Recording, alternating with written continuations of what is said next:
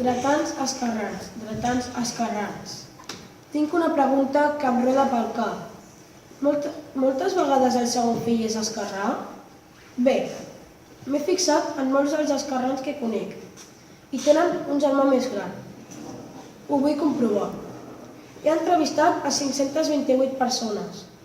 D'aquestes, 42 són esquerranes. El percentatge d'esquerrans és del 8%. D'aquests 42 esquerrans, 17 esquerrans són el segon fill. I és un 40%.